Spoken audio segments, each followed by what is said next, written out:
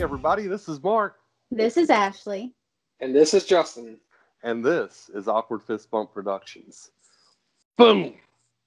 Alright everybody, so we have had a great few weeks. We've been talking about the riot at Ware State Prison. It's been actually quite an interesting couple of weeks. However, I really love the topic we're going to talk about today. And today, we're actually going to let Justin kind of handle everything, because when you hear what we're talking about, you're going to realize me and Ashley are probably just a tad bit biased on this. And we're going to be talking about defunding the police. However, before we start, make sure you look down here and you see the different ways you can get involved, whether it be Facebook. We've got an Instagram page now. And also, if you feel like you want to support us, you love our mission, you want to support us, help us get better sound equipment and lighting equipment, then make sure to become a Patreon member today. Can I show them how bad it is? And show them how bad it is. Oh, jeez. Yeah. Okay. Fans, don't judge. Here's my lighting situation. This is my work flashlight. And this is the toilet. And I'm balancing on toilet paper. Please don't judge. But if you feel like donating, this is what the money's going to go to make this not happen again. Yeah, trust me, we're not going to go buy a Rolls Royce. That would be nice, though. But we're not going to buy it. We're literally just using the money to get good sound equipment, good lighting for all three of us. But anyway, so let's start. Justin. All right, so a topic that's been huge in the news and is defund the police. Yes. And so before I get kind of y'all's perspective of it, I'll give you my perspective of it from a convicted felon side. So if I was still in the streets, if I was still doing dirt, I would be all about defunding the police. I'd be like, heck yeah, why not? Because then I have more opportunities, more time, and more ways to get away with doing dirt than without the extra police around. So, but to me, it's very confusing on how big this topic has got to defund the police. And it's very shocking because if you do that, to me, crime is going to go through the roof. You look at New York, for example, right now. Yeah. Mm-hmm. And even Atlanta. Yeah. I mean, some of these major cities are just, you can just see just the tip of the iceberg of what is to come if that happens. Mm-hmm. Because you're going to be able to get away with a lot more, and you're going to get more comfortable with doing more things, and just going to get worse and worse and worse.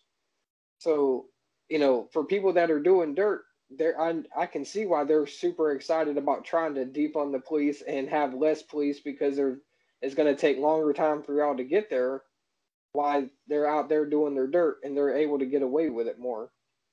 But now that I've been through that stage in life and I'm on the other side, it's like, I just want to be a good person in society, and now that I have a wife and everything, I'm just like, we do not need that. That is not what we need from my perspective. Like, I feel that y'all need to be funded. Y'all need to have more training, because I don't think that there's enough training, and y'all need more aspects of training, not just like gun shooting or something like that. I think y'all need more aspects of training to be able to deal with people, to like de-escalate problems, but also have like different equipment too. Like, I think y'all should be able to. They should fund y'all so that y'all are able to have other equipment besides just a taser and just a gun. But like, what is your thoughts? Y'all's thoughts? Like, y'all have been officers, so like, what is y'all's thoughts on defunding the police? Well, I started policing in 2013, and my police academy was 6 months long. It was a night academy. So during the day, I worked as a corrections officer, and at night, I go to the police academy for 4 hours. And then every Saturday, it was 8 hours, and it lasted for about 6 months. And I feel like it was a lot of textbook stuff, like so much textbook stuff. And then towards the very end, it's like, all right, let's spend a week on combatives. Let's spend a day getting taser certified, a day pepper spray certified, and then we're going to do some defensive driving tactics. And then, I mean, it was very basic. And I don't want to knock it because I do feel like I learned the law when I was in there, but my real training took place once I put on the uniform and got out on the streets. I feel like you learn who you're going to be once you put on the badge and once you start doing the job. Like I can remember my first fight, my first homicide that I worked, everything. It was all a learning experience because you can't train somebody to know how they're going to feel in the heat of the moment. It's fight or flight. When you get started doing the job, you don't know how you're going to feel until you're in that moment. When somebody comes at you and it's fight time, are you going to fight or are you going to run? You know, you can say that you know, but until that moment happens, you don't know truly what you're going to do. So my response to defunding the police, and I say all that for a reason. I feel like defunding the police is a very terrifying and scary answer to what's going on. I feel like my little academy that I did not prepare me. I don't think there is an academy that can prepare you. But I feel like if policing was treated much more procedurally, like if you had to go to college, you had to get a degree in policing. If it was treated more like ROTC, where you would get a scholarship. So, because not everybody who wants to do the job can, afford to go to college for 4 years. I mean, it is what it is. So, I mean, just treat it like ROTC. You get approved. You have to go through 4 years of training. You have to conduct yourself professionally. You can't be in this program. It's like a 4-year probation in my mind. That's what I would love to see it as. So if you go drinking and driving within that 4 years, you're cut from the program. If you're not upholding yourself to a professional, standard, you're cut from the program. We already have police explorers where 18 to 21-year-olds can do ride-alongs with law enforcement officers. Why not extend that? And while you're in this police ROTC program, you're doing ride-alongs. You're getting 1,000 hours of ride-along experience where you're actually exposed to it and you're learning. I feel like defunding the police is one of the most terrifying things. Instead, it needs to be double funded. It needs to be more education driven. You need to get an actual education in law enforcement as opposed to sitting down in a classroom learning the law and then getting thrown out there with a badge and, fingers crossed you figure it out or you have a good FTO. I was very lucky. I had an excellent FTO, or else I wouldn't have stuck with the job for 7 years.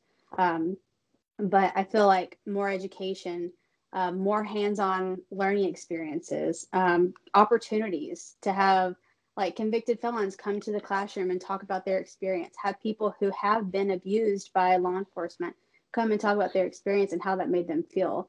We can do so much to create a future of not soft police officers, but a future of well-educated, mature, and humble police officers that, are really, truly dedicated, and they actually choose it as a career instead of, as an easy option. I'm not saying law enforcement's an easy option, but anybody who has been to the academy knows what I'm talking about. And I don't want to bash my career because I love it.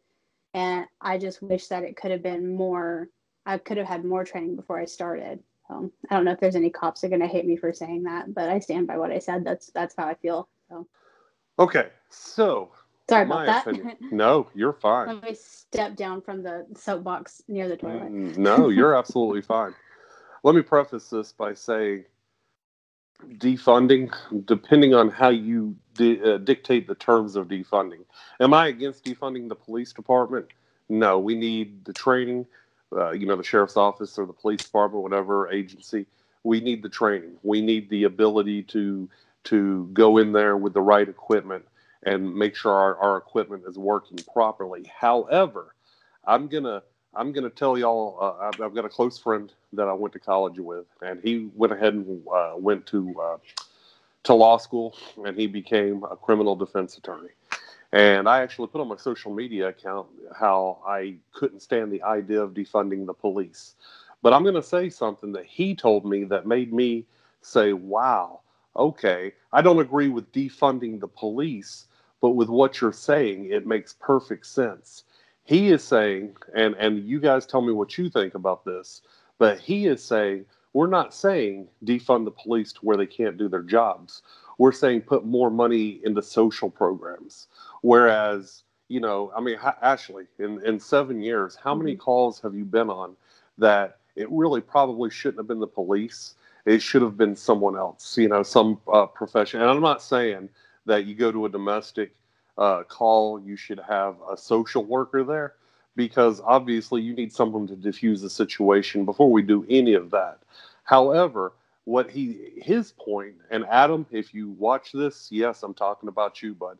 He made me actually look at things from a different perspective. He's like, listen, he's like, we're not saying y'all don't do your job. We're saying y'all need to be more involved in crime fighting than in actual, all the other aspects of law enforcement that you see now, where we're going in and you're driving people to a psychiatric hospital to have them committed, or his whole point is there's calls out there that police are responding to, and that the police don't need to have anything to do with it. Their job needs to be crime fighting. So let me say, if you're watching this and you're law enforcement, I am not saying defund the police is a good idea. We need the equipment, we need the training.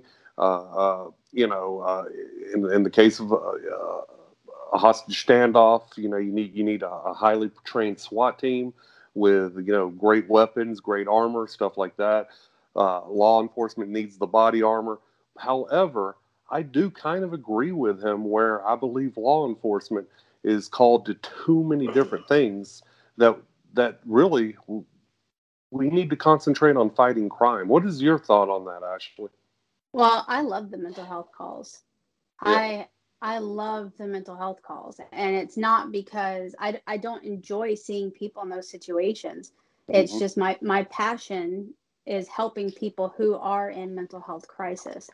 But also in situations of mental health crisis, you and I both know it can go from 0 to 100 so fast. Especially, I hate to pick on schizophrenia, but it's the one that just comes to mind. Yeah. Someone, their reality that they're seeing can make them feel like the situation is so dangerous.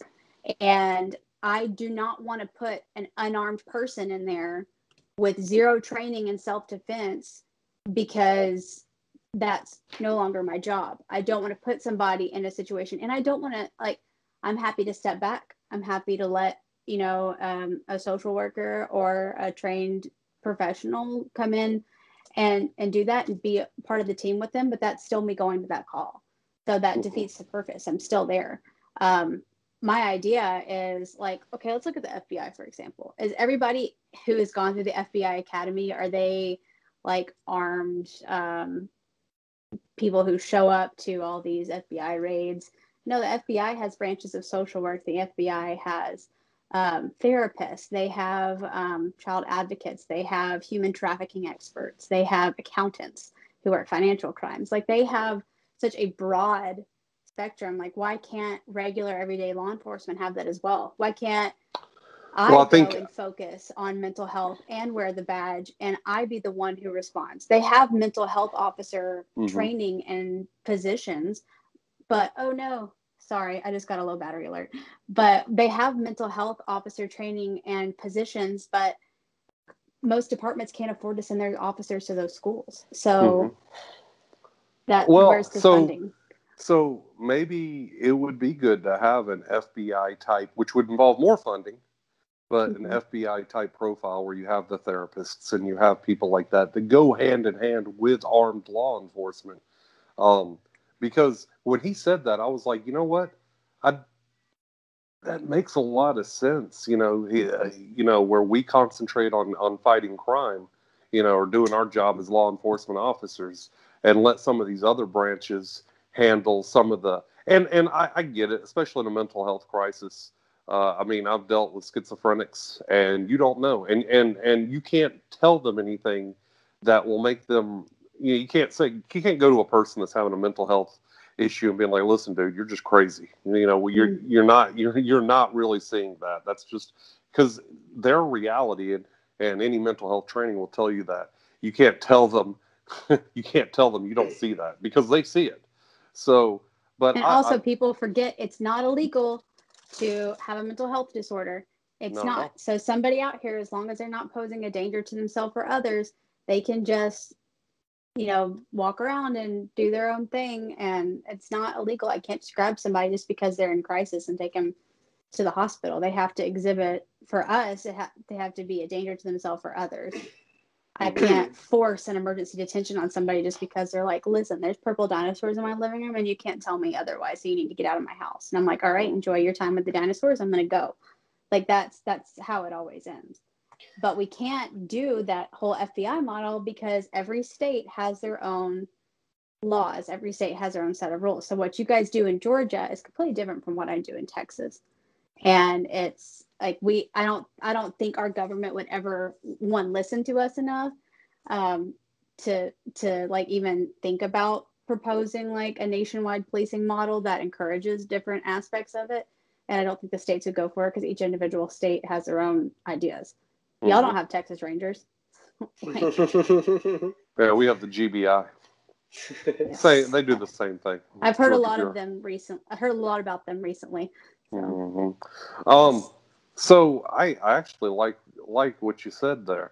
But I think if we're going to talk about this topic, we've got to be honest and have an honest dialogue once again. And if you're watching this episode and you might be against the police, but you're interested because you like Justin's point of view, I'm telling you, I have never been to a shift briefing where they're like, hey, we're going to go target us some fill in the blank. We're going to go, guys, today y'all are going to go locate black people and you're going to go arrest them and shoot them. I mean, we've got to have honest dialogue. Happened. I've never seen that. I've never, whether working for the prison or working at the sheriff's office, I have never been in a shift briefing where they're like, hey, go target minorities today. It doesn't happen. And I hope that you're watching this and you aren't so upset now that you hit the unsubscribe button, because the whole point of this is to have honest dialogue. And we want your opinions. Like, what do you think it is that we do? Like, we want to talk with people who have opposing views, because it opens the door for a much broader discussion. You're not going to find more easygoing cops than me and Mark. We're not exactly like everyone else, but having spent time incarcerated and truly lived with people whose lives have been forever changed by law enforcement and shared rooms with them and like pooped in front of them. Like, I mean, you get so intimate with people in jail. It's crazy, you won't find two cops like that anywhere else in the world who just want to sit there and talk to you and get your opinion and not try to force ours on you. Like, man, we're just trying to we just want to know what's going on with everybody. So like how y'all were saying, like, possibly they'd be like a counselor or something like that, and I've heard that, and when somebody hears that, they're like, oh yeah, let's get them in here because they're soft. We can run over them. So yeah, let's get caseworkers and counselors to come work with the cops or for the cops and get rid of a lot of cops and only have a few cops and these caseworkers and counselors in here because they're soft and we can run over them and do whatever we want to and they won't be able to stop us. But see, you think that though, but have you really ever worked with a social worker? Like, they're well, I mean, not personally, but I'm just saying, like when you hear when you hear those names, like that's what you think. And then when you bring up the topic of, they would like to do more like an FBI training, and that makes more sense because if they went through the boot camp of the FBI boot camp, and then they became something like that, they're trained to fight, they're trained to shoot, they're trained for all of that. But then they come out on a different end and have a totally different job and mindset than what an officer would have. And, I think that possibly, I've never been through the officers training. I don't know what y'all go through, but to me, it sounds like it should be more of the lines of FBI, Marines, Army, Navy kind of training. That's what they don't want. They do not want a militarized police force. My idea of it would be I would join the police ROTC program at 18, right? So I'd go to college, join the police ROTC program, and they'd be like, all right, what kind of officer do you want to be? Well, I want to be a mental health peace officer. All right, for the first 2 years, you're going to get your basics and the Code of Criminal Procedures, the Penal Code, Family Health and Safety Code, the Drug Code. You're going to learn about all these different things. And then in years 3 and 4, you're going to move on to working on getting different licenses in regards to de-escalation and mental health. So I'm trained in all aspects of the law. I'm trained in weapons qualifications and how to defend myself. I would still wear body armor, a Batman belt, and a badge. And then, I would go on after graduation, year 4. They're like, okay, well, you have the option to go into the master's program where you can get a license in clinical counseling and therapy, and that way you can conduct forensic interviews possibly, or you can be the hostage negotiator on the SWAT team. Like, that would be my idea of how you would determine your specification. And then after that, you'll get assigned to a certain part of the state, more like the state troopers. And I love that idea, actually. I think it's a brilliant idea.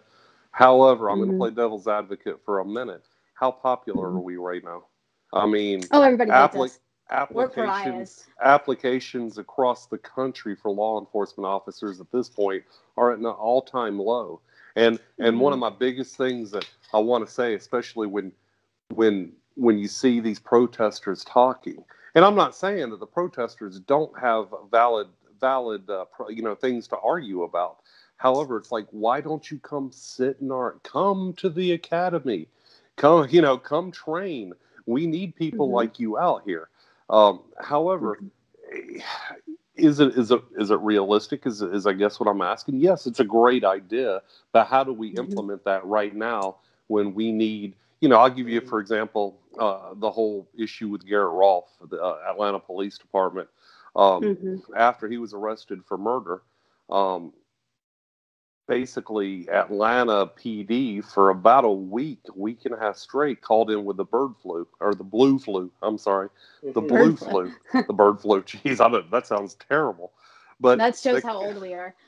Yeah, but they called in with the blue flu, and a lot of them didn't come in. And now you're seeing a mass exodus of people from Atlanta PD that are trying to come to the metropolitan police departments and sheriff's offices because they at least they perceive that the DA in Fulton County, Paul Howard, who just lost, by the way, his election bid, the mayor, they feel like, and I'm just saying what they feel like. I'm not saying what's happening, so don't get all mad at me, but they feel like, they don't have their back. So now you're seeing a PD that's in I don't want to say in ruins, but is in shambles. Exactly. Yeah. Because everyone's running away. So how do we implement, is I guess my question, how do we implement a training program like that when we have a need for officers on the road now? I don't know. I don't know the answer to that. There is zero way to do it now with the amount of lack of communication between everybody. I'm calling out law enforcement. I'm calling out civilians who are on the protesting side. I'm calling out our political government. I'm calling out the Democrats, the Republicans. Not a single person wants to listen to anybody else. Everybody just wants to roll their eyes, and nobody wants to get together and talk about a solution. I don't know. I'm going to kind of call out Sheriff Lamb for a minute. Okay. I know that he's been involved in some sort of law enforcement talks at the White House, just based on what I've seen on the internet and the news. So I don't know what the president has going on regarding law enforcement and changes that could be implemented, but something has got to be presented. I mean, there's upcoming police conventions. There's National Police Week in Washington, D.C.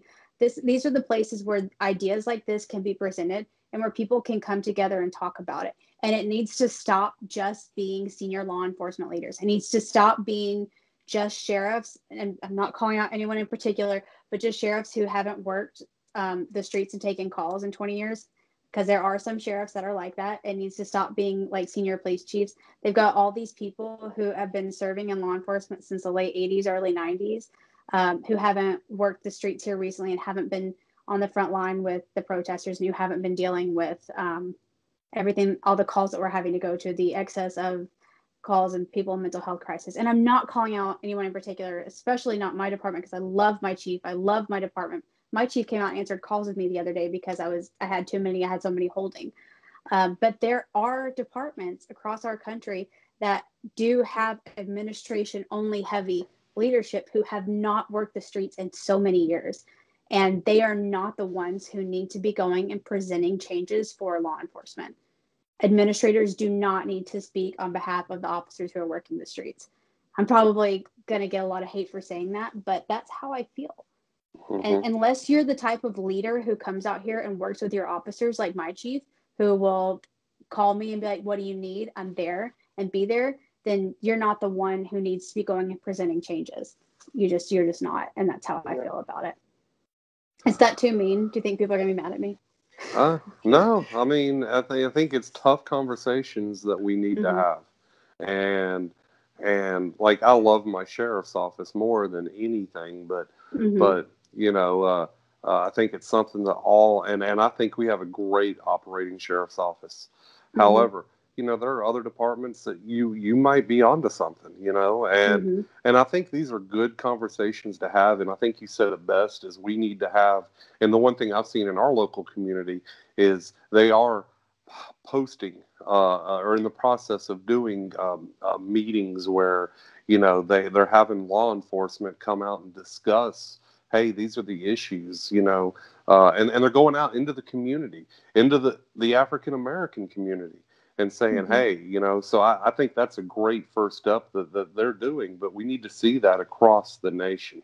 But I think this has been a great episode, and I know I do too. Your technology is getting ready to die, so I want to go ahead and stop this. Plus, we're at like 27 minutes anyway. I'm at 3%. Oh, yes. Okay. So please donate to our Patreon. But hey, join the discussion. Comment below. Comment below. Get our podcast. Tell everybody about us. I mean, the one thing that has just really made me happy is since we've started, we've seen people just subscribing left and right. And I think as of this taping, it was 709 subscribers. But help us get to 1,000. Help us get to 10,000, because I think this is discussions we need to have. And I'm so looking forward to the other discussions that we've talked about in our planning, that we are going to have honest dialogues. We're going to try to find people that maybe are more allied with the BLM movement that we can talk to. If you're against us, but you're cool, shoot us a comment and tell us that you want to talk. You don't have to be somebody famous on YouTube. You could be average Joe who's gone to a couple protests. Like, come and talk to us. We just want to know, like, what's up. So with that said, comment below. Once again, join the discussion. Go to Facebook, Awkward Fist Bump Productions. Just put that in the search bar. You'll find it. You'll find our fist bump logo, our Instagram page. Comment below, subscribe, share, hit that notification button. We love you guys, and we will see y'all next week. All right, guys. We'll see y'all later. Boom.